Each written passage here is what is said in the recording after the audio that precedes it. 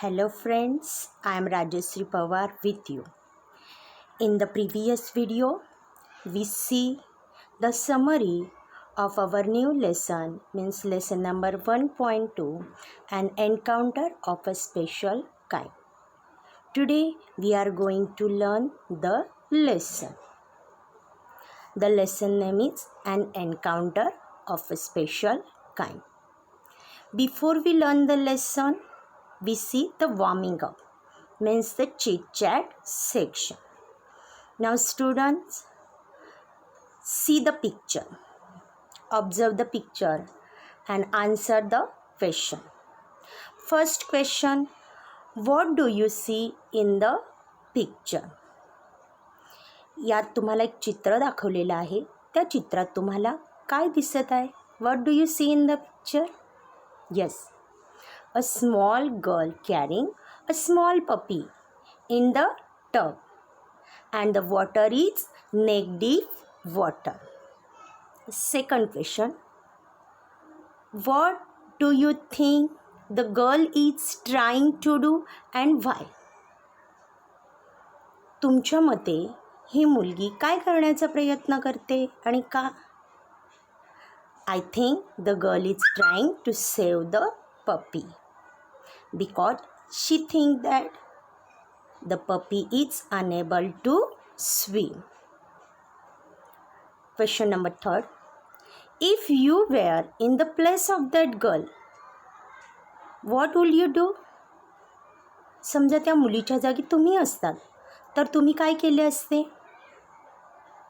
If I were in the place of that girl, I do the same activity, trying to save the puppy. Last question. Do you think, तुम्हाला वाटतं, she will become successful in her mission? Yes, I think she will successful in her mission because her aim is pure, her intention is pure. She want to someone's life. कारण तिचा उद्देश, तिचं ध्येय हे शुद्ध आहे आणि ती कोणाचं तरी आयुष्य वाचवण्याचा प्रयत्न करत आहे. So I think she will become successful in her mission. Now the next activity. Here are 4 pictures, A, B, C and D. Observe the picture. Then between this picture 4 headings are here. First heading, our luxurious bungalows. Luxurious means सगळ्या ऐशोआरामांनी युक्त असा बंगला.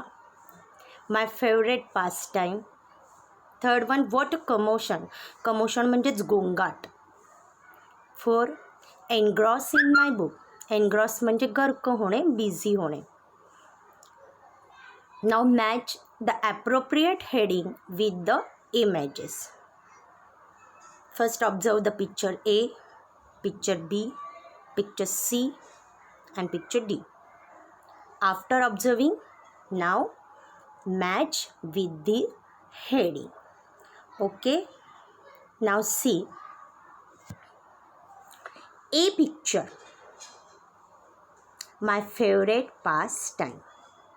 माझा आवडता जुना वेळ, भूतकाळातील वेळ जो मी फक्त वाचनात घालवत होतो. B picture, engrossed in my book.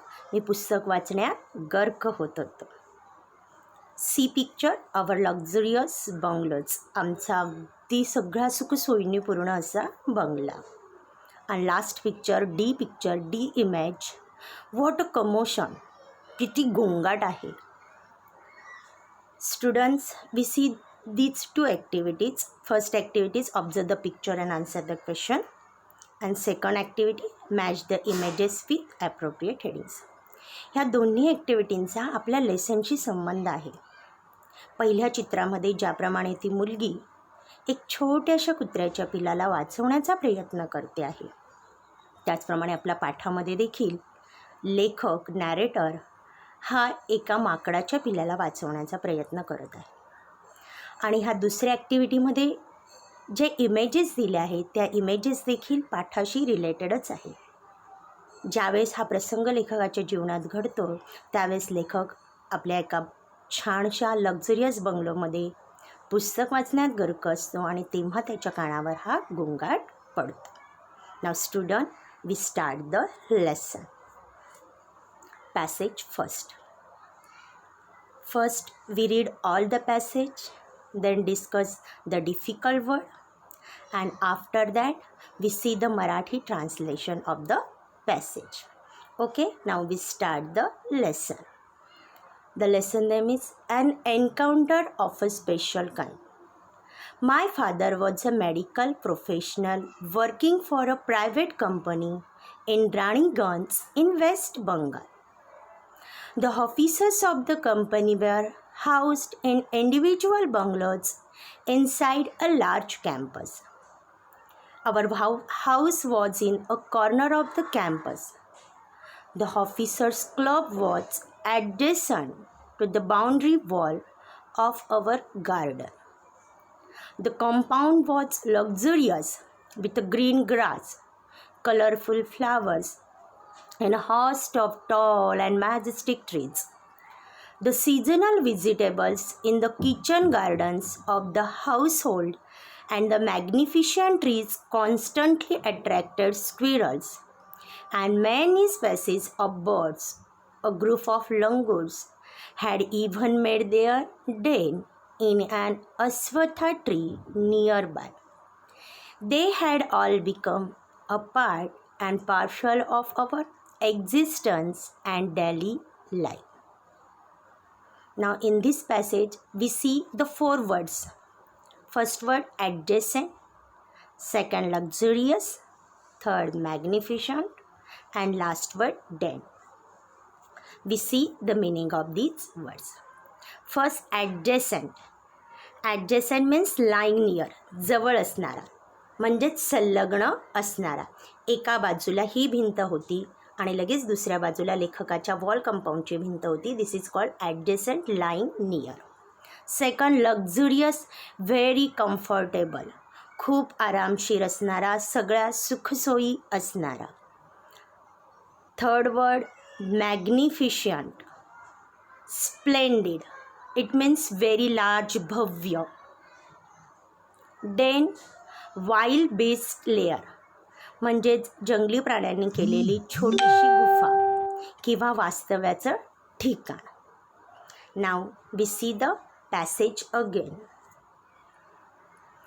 My father was a medical professional working for a private company in Raniganj in West Bengal. लेखक स्वतःच्या जीवनातील अनुभव सांगतोय. लेखक सांगतात की माझे वडील मेडिकल प्रोफेशनलमध्ये एका प्रायव्हेट कंपनीत पश्चिम बंगालमधील राणीगंज या ठिकाणी कामाला होते. The officers of the company were housed in individual bungalows inside a large campus. त्या कंपनीत काम करणारे जितके पण ऑफिसर्स होते त्यांना मोठ्या कॅम्पसमध्ये, मोठ्या परिसरात वैयक्तिक, इंडिव्हिज्युअल म्हणजेच वैयक्तिक बंगलोज मिळालेले होते. Our house was in a corner of the campus. ह्या सगळ्या मोठ्या कॅम्पसमध्ये आमचं घर मात्र एका कॉर्नरला होतं. The officers club was adjacent to the boundary wall of our garden. Officers लोकांची जी क्लबची वॉल होती आणि आमची जी गार्डनची बाउंड्री वॉल होती, म्हणजेच कुंपण होतं, ते एकमेकांना जवळजवळ लागलेलं होतं, ॲडजेसंट होतं. The compound was luxurious with green grass. संपूर्ण मैदान, आमच्या घराच्या आजूबाजू आमचा जो कॅम्पस होता, वास्तव होतं, ते संपूर्ण मैदान हे हिरवळ गवतांनी भरलेलं होतं. Colourful flowers and a host of tall and majestic trees. प्रचंड प्रमाणात उंच भव्य अशी झाडं होती. The seasonal vegetables in the kitchen gardens of the household and the magnificent trees constantly attracted squirrels and many species of birds. A group of langurs had even made their den in an aswatha tree nearby. हे पूर्ण एक मोठं sentence आहे. लेखक सांगतोय ज्याप्रमाणे कॅम्पसमध्ये मोठमोठी झाडं होती त्याचप्रमाणे प्रत्येकाच्या किचन गार्डनमध्ये सीझनल व्हेजिटेबल्स होती. किचन गार्डन म्हणजेच मोठे मोठे जे बंगलो असतात त्यांच्या किचनच्या मागच्या अंगणामध्ये सीझनल व्हिजिटेबल्स लावलेले असतात, ऋतूनुसार येणारे व्हिजिटेबल. त्या ठिकाणी वेगवेगळे पक्षी, स्क्विरल्स म्हणजे खारुताई सतत ये जा करत असे. इतकंच काय, तर जवळच एक अश्वथा ट्री होतं. अश्वथा ट्रीलाच आपण मराठीमध्ये पिंपळाचे झाड म्हणतो, जिथे एका माकडांनी एक छोट्याशा टोळीने वास्तव्य सुरू केलेलं होतं. They had all become a part and partial of our existence and daily life. Existence म्हणजेच वास्तव्य, राहणे.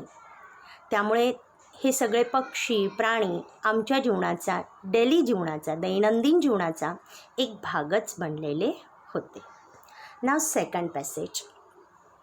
First we read, after we discuss difficult word and then see Marathi translation. A small incident on a Saturday afternoon left a profound effect on me and unfolded before my eyes a whole new dimension to the wonders of God's creation. It was a few days into the puja vacation.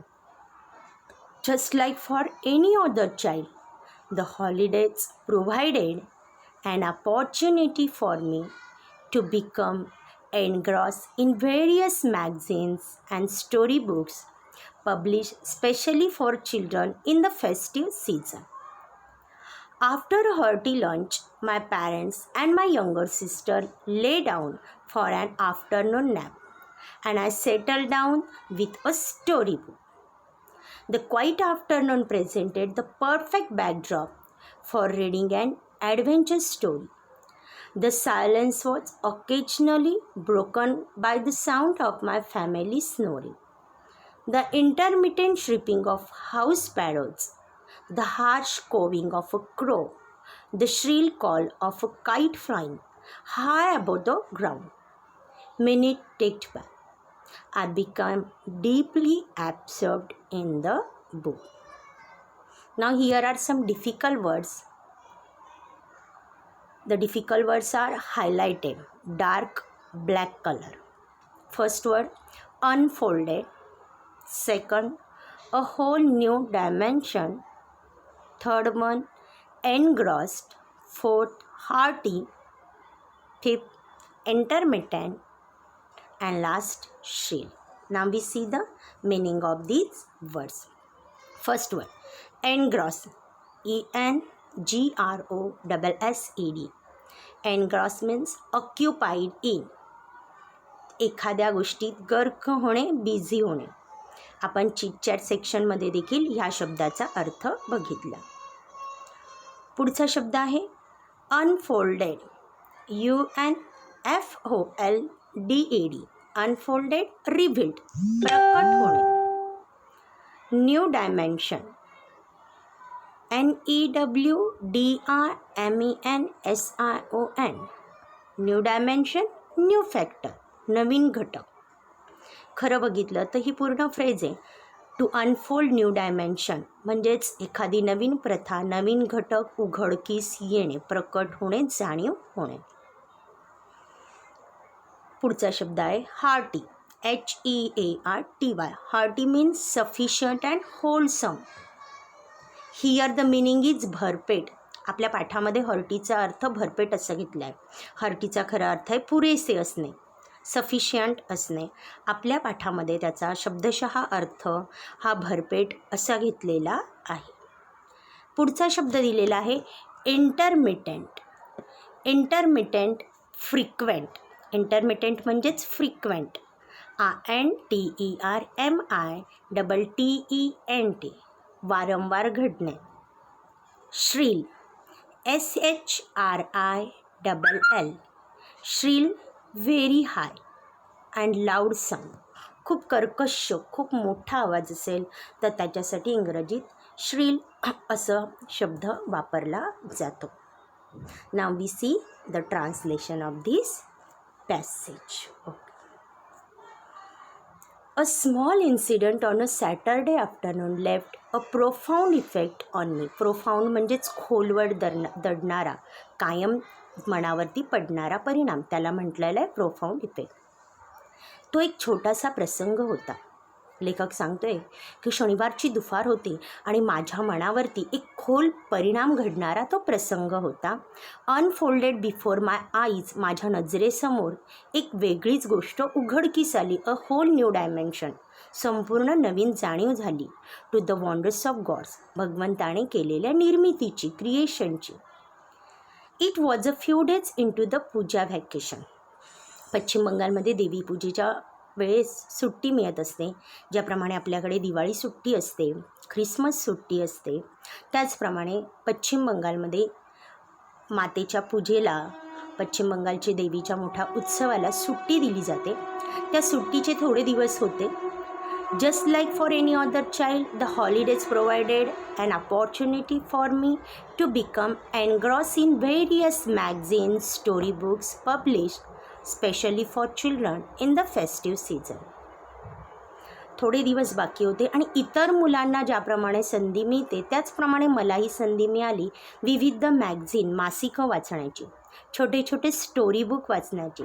विशेष करून जे festive सीझनमध्ये, ऋतूच्या चक्रांमध्ये, विविध सणावारांना जे publish होता, प्रकाशित होता, ते पुस्तक वाचण्यामध्ये मी एनग्रॉस होतो, बिझी होतो, गर्क होतो. After a hearty lunch, my parents and my younger sister lie down for an afternoon nap. दुपारी भरपेट जेवण झाल्यानंतर माझे पालक, म्हणजेच लेखकाचे पालक आणि लेखकाची लहान बहीण, ही दुपारी थोड्या वेळ झोपलेली आहे. आफ्टरनून नॅप म्हणजे वामकुक्षी घेणे, थोड्या वेळ विश्रांती घेत आहे. I settle down with a story book. पण मी मात्र माझं स्टोरी बुक घेऊन बसलेलो आहे, सेटल झालेलो आहे. The quiet afternoon presented the perfect backdrop for reading an adventure story. Here the backdrop means background, पार्श्वभूमी. अत्यंत शांत दुपार असल्यामुळे मला धाडसी कथा वाचण्यासाठी योग्य, परफेक्ट अशी पार्श्वभूमी मिळालेली होती. The silence was occasionally broken by the sound of my family snoring. मध्ये मध्ये शांतता तुटत होती माझ्या कुटुंबातील घोरण्याच्या आवाजामुळे. The intermittent chirping of house sparrow. Intermittent म्हणजे वारंवार, फ्रिक्वेंटली, मधूनमधून वारंवार चिमण्यांचा चिवचिवाट ऐकायला येत होता. The harsh cawing of a crow, the shrill call of a kite flying high above the ground. कुठेतरी कावळ्याचा कर्कश आवाज अधूनमधून येत होता. काही मुलं सुट्टीत पतंग उडवत आहेत, त्या पतंग उडवण्याचा आवाज, फडफडण्याचा आवाज मध्ये मध्ये येत होता. एवढे आवाज सोडले तरी बाकीचं वातावरण हे शांत होतं, म्हणून कवी पुस्तक वाचण्यात गर्क झालेला आहे. Minutes ticked by. घड्याळाची काटे टिक टिक टिक टिक करत पुढे पुढे चालले आहे. I become deeply absorbed in the book. आणि हळूहळू मी पुस्तकामध्ये गर्क होत आहे, स्टोरी वाचण्यामध्ये गर्क झालेलं आहे. Now next passage. Suddenly I heard a group of street dogs barking furiously in the distance. I chose to ignore the commotion, thinking that the pack of dogs might have cornered a hapless bee. But soon the barking became louder and more aggressive, and the alarmed cooing of a flock of crows added to the cacophony. I also heard the disturbance approaching closer. Now in this passage there are 3 difficult words. First, commotion. हा शब्दसुद्धा तुम्हाला chitchat ह्या ॲक्टिव्हिटीमध्ये गेलेला आहे. Commotion, COMMOTION. Commotion म्हणजेच noise किंवा confusion, गोंगाट. हॅपलेस, HAPLESS. Unfortunate, दुर्दैवी. आणि शेवटचा शब्द दिलेला आहे कॅकोफोनी, CACOPHONY. कॅकोफोनी म्हणजे सुद्धा कर्कश आवाज, harsh noise, loud noise, loud voice. Now see the translation. Suddenly I heard a group of street dogs barking furiously in the distance. Furiously म्हणजे पण त्वेषाने. बघा, आधीच्या पॅसेजमध्ये आपण बघितलं की संपूर्ण वातावरण शांत आहे, कुटुंब पूर्णपणे वामकुक्षी घेण्यामध्ये आहे. तेव्हा लेखकाला योग्य पार्श्वभूमी मिळाल्यामुळे लेखक कथेमध्ये गर्क झालेला आहे. गोष्टीचं पुस्तक वाचण्यात तो बिझी आहे. तितक्यात suddenly I heard a group of street dogs barking furiously in the distance. दूर अंतरावरून त्वेषाने कुत्र्यांचा घोळकाचा घोळका रस्त्यावरून भुंकण्याचा लेखकाला आवाज येतो. I choose to ignore the commotion. वाचनात गर्क असल्यामुळे लेखकाने सुरुवातीला कुठला ऑप्शन निवडला की त्या गोंगाटाकडे दुर्लक्ष करणे. Thinking that the pack of dogs might have cornered a hapless pig. Pack of dogs म्हणजेच ग्रुप ऑफ डॉग्स. कदाचित हा जो कुत्र्यांचा घोळका आहे हा एखाद्या कॉर्नरला पीक असेल, बिचारा दुर्दैवी डुक्कर असेल, पीक असेल, त्यांच्यावरती हा कुत्र्याचा पूर्ण ग्रुप भुंकत असावा असा लेखक विचार करतो आणि त्या गोंगाटाकडे सुरुवातीला दुर्लक्ष करतो. But soon the barking became louder and more aggressive. पण हळूहळू तो आवाज लेखकाला जवळ येत आहे असं वाटतं. मोर ॲग्रेसिव्ह वाटतं. मोर ॲग्रेसिव्ह म्हणजे अति आक्रमक झालेला वाटतो. And the alarm cawing of a flock of crows added to the cacophony. आधीच त्या कर्कश आवाजामध्ये पुन्हा कर्कश आवाजाची भर पडते, ती म्हणजे कावळ्यांच्या थव्याची. ते सुद्धा त्यांचा कर्कश आवाज किंवा जोरात ओरडण्याचा आवाज ते आवाजामध्ये मिक्स करतात आणि एकंदरीत अत्यंत ॲग्रेसिव्ह आक्रमक असा गोंगाटाचा आवाज लेखकाच्या कानावर पडतो. I also hear the disturbance approaching closer. सुरुवातीला दूरवरून येणारा आवाज लेखकाला हळूहळू जवळ आल्याचं वाटायला लागतं. धन्यवाद. आता पुढील जे पॅसेज आहेत किंवा आपला रिमेनिंग पार्ट ऑफ लेसन आहे हा आपण नेक्स्ट व्हिडिओमध्ये पाहणार आहोत. Thank you very much.